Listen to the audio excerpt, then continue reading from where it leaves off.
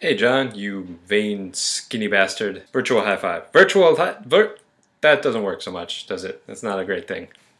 Hey Internet. Happy International Women's Day.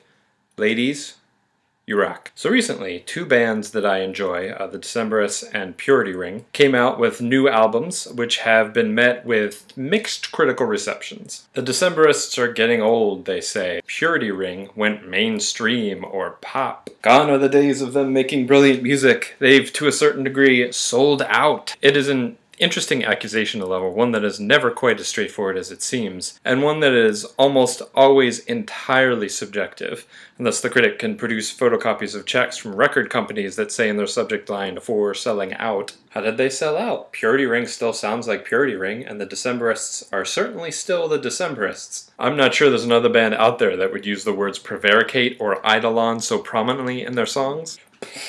The hell is an eidolon? Google, what is an eidolon? Sure, there aren't any, say, 10-minute songs about revenge that culminate in murder inside the belly of a whale. Quale balena. But you can't have one of those on every album, come on. Personally, as an aspiring writer, selling out used to be a topic of conversation for me as well. As I said in my last video, there's a literature section in the bookstore, and then there are the genre fiction sections. There is a distinction to be made, but is one more valuable than the other? Is one more fulfilling or more difficult? I remember, oh son, goddamn. There we go, new angle. I remember having a conversation with Joe sometime back when we were roommates, talking about the difference between literature and a genre fiction. That was a lot of air quotes. His basic logical response was, who gives a shit? You like writing, right? Wouldn't it be a dream come true if you were able to even get published? Or if you could make a living off of writing of any sort? Yes.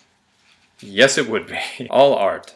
All of it is valuable to someone, and none of it is valuable to everyone. I think in regards to any type of art or entertainment, sellout is shorthand for, in my opinion, you're doing something different than you used to, and I don't like that. Or, you're doing something that's easier and getting more credit for it, and that's not fair. It is essentially shorthand for someone else's opinion. And when it comes to opinion, there shouldn't be a shorthand. You should explain them. That's the value that they have. So, should you give a shit about someone else's opinion? Now more than ever, there are countless ways to sample any form of entertainment for yourself. Free museum days, pilot episodes of TV shows as free downloads, 20-page book samples in Amazon, several different ad-supported music streaming services. We're able to get a glimpse of the actual unfiltered content to make decisions for ourselves now. Opinions and critical reviews are still valuable, but more for starting a conversation than informing a decision. There are definitely certain opinions that I trust on video games or TV shows or movies,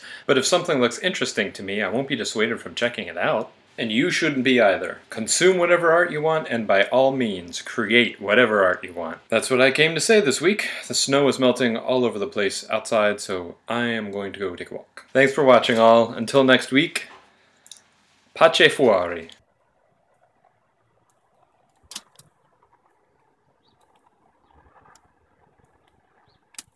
Trying to learn Italian. I'm trying really hard. I don't think I'm going to use which whale, probably, in Italy. Quale balena? I remember having a conversation in grad school when we were at a bar after an evening class and everybody talking about how everything, every idea has been said before. Everything has already been said by somebody else, anything that you think of. And so one of my friends said, well, we should just walk around saying air quotes all the time now because everything I've ever said has been said before. Nerd jokes.